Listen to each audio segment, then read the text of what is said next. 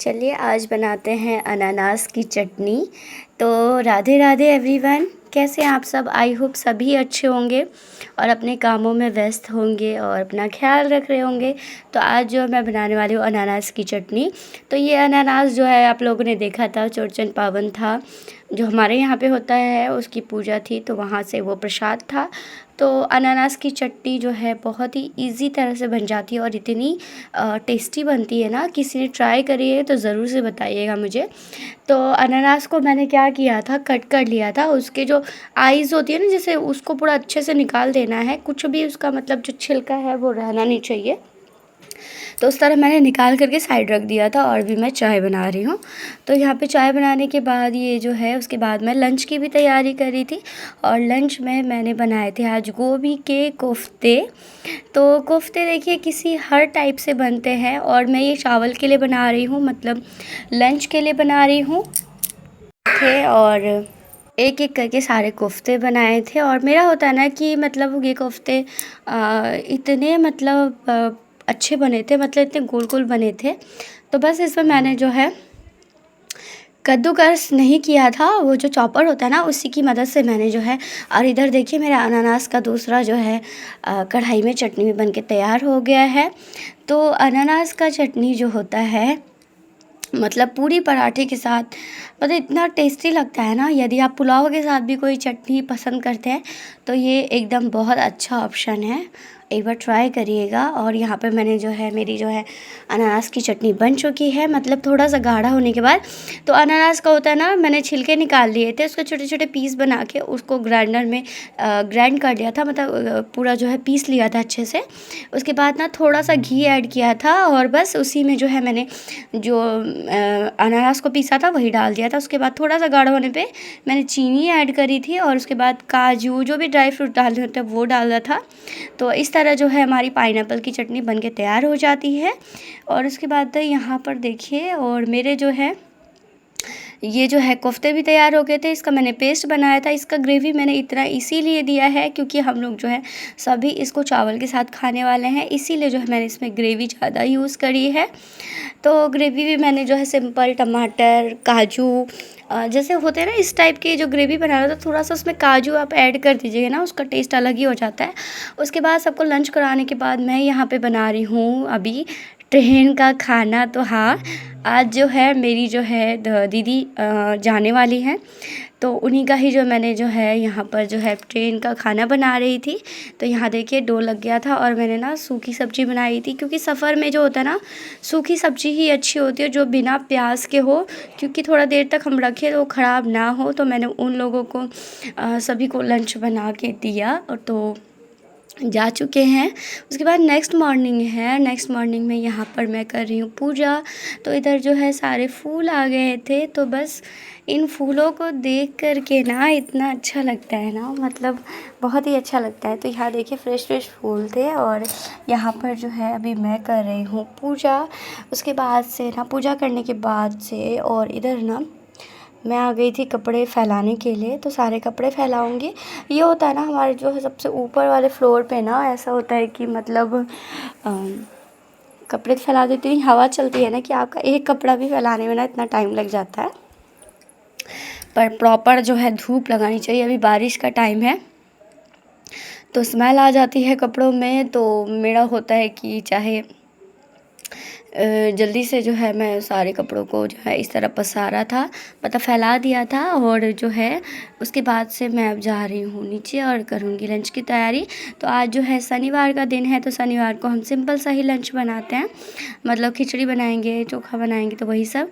उसके बाद आई नीचे और किचन में आई, तो किचन में इधर सारे बर्तन थे जो मुझे सेट करने थे, जो मैंने नहीं लगाए थे सुबह बर्तन, उनको लगाऊंगी। और यहाँ पर देखिए सारे बर्तन को लगाने के बाद यहाँ पर अब लंच की भी तैयारी कर लेती हूँ। तो लंच में मैंने जो है कुछ भी ऐसे ही बनाया था, तो वो मैंने आप लोगों से शेयर नहीं किया क्योंकि ब्लॉग जो है बहुत बड़ा हो जाता, क्योंकि सैटरडे है तो सैटरडे को खिचड़ी तो बनती ही बनती है हमारे यहाँ पे। ऐसा होता है, कभी रेयर होता है कि मतलब जो नहीं बनती है। उसके बाद जो है सारे मतलब लंच बनाया और कुछ देर जो है रेस्ट किया। ये होता है ना कि आप ना कंटिन्यू काम करते रहो ना तो थकान होती ही होती है। तो थोड़ा सा भी जो है बीच में जो है रेस्ट ज़रूरी होता है। उसके बाद ना अभी जैसे कि हमारे यहाँ पे पूजा थी, तो पूजा में जो है ये जो है आपको दिख जाए जो, तो आज मैं पूरा इसको ही सेट करने वाली हूँ।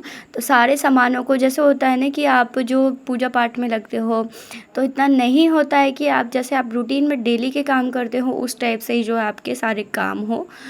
तो हमारा भी था कि हमको जैसे पकवान बनाने थे, हमारे यहाँ पे बनते हैं, पूजा में चढ़ता है, जैसे गुजिया होता है, सब चीज़ें बनती है। तो उसके जैसे सामान होते हैं ना, तो बस हम लोगों ने पैकेट्स काट काट करके इस तरह ही जो है मैंने रख दिए थे कि बाद सोचा था कि ये ज़रूरी है तो उसे करते हैं, क्योंकि पूजा पाठ में मतलब लगता है कि हाँ पूरा टाइम लगा। तो मैंने जो है इसी तरह जो है सारे जो है टब में जो है पैकेट्स काट करके रख दिए थे। तो आज जो है मुझे जो है जो टाइम मिला था और मैं रूटीन में आ चुकी हूँ। मतलब आलस तो आता है पर रूटीन में आना बहुत ज़रूरी है। तो आज जो है मैं इन सारे रीफिलिंग का ही काम करने वाली हूँ, क्योंकि जो है रीफिलिंग नहीं होता है तो अभी जैसे देखिए यहाँ पे देखिए चूटी लग चुकी है। मतलब ये होता है ना कि आप मतलब इन सब चीज़ों में चूटियाँ लगती ही लगती है, चींटी लग जाती है। तो जैसे कुछ सामान थे जो नहीं रखे थे मैंने, उन सभी को मैं एक एक करके सारे कंटेनर में भर के रखूँगी। और ये जो आपका रीफिलिंग का काम हो जाएगा ना तो आपको लगेगा कि आधा काम तो मेरा हो ही गया है। तो इस तरह पैकेट्स में सारा जो है मैंने पूरा जो एक एक करके रखा। जैसे कुछ जैसे पायस बनाने का चावल था, मूंगफली थी जैसे स्टोर के, और ये जो है ना हमारे यहाँ पे पूजा में काम आता है, ये सब चीज़ें जो कुछ चीज़ें थी वो उसको रखा। और ये जो है ना दही का जो है मिट्टी का जो है जमाने वाला जो बर्तन होता है ना, उसको भी मैंने एक दिन तो धूप लग गया था पर अच्छे से उसको ना सूखने में टाइम लगता है, मिट्टी की चीज़ों को सूखने में टाइम लगता है। तो उसको भी मैंने जो है जैसे ही धूप आई थी उसको ही मैंने जो है बाहर कर दिया था, मतलब जब बरामदे में ही डाल दिया था। तो मतलब धूप आई और उसको अच्छे से जो है फिर से सुखाया, और अभी नेक्स्ट दिन फिर से दूंगी, क्योंकि अच्छे से ये बर्तन सूखा नहीं है मिट्टी का। तो जैसे ये देखिए ये जो है हमारा डाली बांस की चीज़ें जो है पूजा में काम आती है, और बांस की चीज़ें जो है शुभ मानी जाती है, सभी के यहाँ ही मानती होंगे। तो ये हमारे पे मिल गई थी ईज़िली, हमारे यहाँ रहती है। तो इसको भी जैसे होता है ना कि एक बार ये चीज़ें यूज़ होती है ना तो आपका दूसरे बार भी पूजा पाठ या कोई चीज़ों में ये यूज़ हो जाता है बांस की चीज़ें। तो उसको जो है हमको अच्छे से रखना होता है। बोलते हैं ना कि जो चीज़ें आप अच्छे से रखोगे ना वो आपको ना सालों साल वैसे ही दिखेगी। तो एक गृहिणी का ही काम होता है कि अपनी सारी घर को समेट के रखना, सारी चीज़ों को अच्छे से रखना, ये सब हमारा ही काम है। तो हमें और अपने इन कामों को ना कभी भी ना छोटा समझना चाहिए, ना ही बोरिंग सा फ़ील करना चाहिए। हर छोटे बड़े कामों को एकदम खुशी से करना चाहिए, जिससे जो है एक हम बोल सकते हैं हैप्पी होम मेकिंग बोल सकते हैं। ये भी काम जो है बोलते हैं ना, किसी किसी को लगता है कि पूरा दिन ही घर के काम ही में लगे रहते हैं ये वो, पर नहीं, आप अपने अकॉर्डिंग रूटीन को सेट करिए। आपको कोई भी काम जो है बोरिंग नहीं लगेगा, आलस नहीं आएगा। आलस आता है और उसको जो है हमको रूटीन में काम करते करते एक आदत सी पड़ जाती है, और अच्छा भी लगने लगेगा आपको, क्योंकि सब चीज़ को समेट के रखना, सब चीज़ों को छोटी छोटी चीज़ों का ध्यान रखना। तो आप देखिएगा इसी चीज़ में आपको हमेशा जो है खुशी होने लगेगी, छोटी छोटी चीज़ों में ही। उसके बाद यहाँ पर ना आलू भी आया था। बोल रही हूँ ना कि मैंने जो है जैसे तैसे जो भी चीज़ें थी ना वो ऐसे ही मैंने रख दी थी। तो आज जो है मैं फाइनली रीफिलिंग का मतलब सारी चीज़ों को उसकी जगह पे रखने का ही काम करूँगी। तो जल्दी से तो मैंने लंच बना लिया था, और इन सब चीज़ों को और ये मिर्च को ना डंठल निकालना है। और इसके बाद देखिए यहाँ पर मैंने जो है अपनी सब्ज़ी की टोकरी भी, जैसे आलू मैं एक बार ही सारी चीज़ें मंगा लेती हूँ। उसके बाद शाम का टाइम है, घड़ी में बज रहे होंगे 5:30। तो झाड़ू लगाने के बाद, मतलब सारे घर में रूम में झाड़ू लगाने के बाद अब मेरा काम होता है सारे रूम के जो है बेडशीट को ठीक करना, झाड़ना, जिससे जो है घर आपका बहुत ही ऑर्गेनाइज़ लगेगा। ऑर्गेनाइज़ क्या, आपको बहुत अच्छा लगेगा। छोटी छोटी चीज़ें ही करना बहुत अच्छा लगता है। तो सारी चीज़ों को यहाँ पे जो है मैं बेड लगा रही हूँ। और तो सब चीज़ों को जैसे जैसे बिखरी बिखरी चीज़ें थी ना, मतलब ये लगा लीजिए मैंने ना अभी 15 डेज़ से ना बस मतलब 15 दिनों से इतनी मैंने अच्छे से जो है ना ही मैंने मतलब अच्छे से क्लीनिंग की थी। और अब धीरे धीरे, क्योंकि अब देखिए पूजा पाठ भी आ रहा है, मतलब दिवाली आ रही है, तो सब चीज़ों को ज़रूरी है कि अब हमारी सफाई में लगें। तो अभी से करेंगे तो थोड़ा थोड़ा करके एक बार ही इतना बोझ नहीं आएगा और आप इंजॉय करके सारे काम करेंगे। तो यहाँ पर देखिए मेरा जो है बेड भी यहाँ पे मैंने लगा दिया था।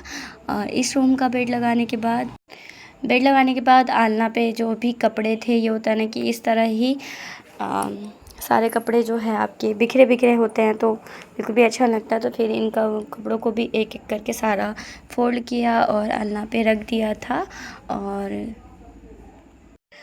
कपड़ों को मैनेज करना बोल सकते हैं, कभी आपके काम कम नहीं होंगे। कपड़े आप फ़ोल्ड कर देंगे फिर वो इतने ही निकल जाएंगे। तो ये तो काम आपका कंटिन्यू होता है। और थोड़े थोड़े कपड़े आप जो साथ साथ जो है मतलब समेटते रहो, ठीक है। ये रेगुलर के हैं जो आलना पे हम लोग रखते हैं, जो ईज़ी होता है। नहीं तो फिर तो ये वाला रूम भी जो है ठीक कर दिया था मैंने जल्दी से। तो घड़ी में बज गए थे मतलब 5:30 और दिया बाती का टाइम भी हो गया था। तो अब हाथ पैर धो के अब मैं करूँगी दिया बाती।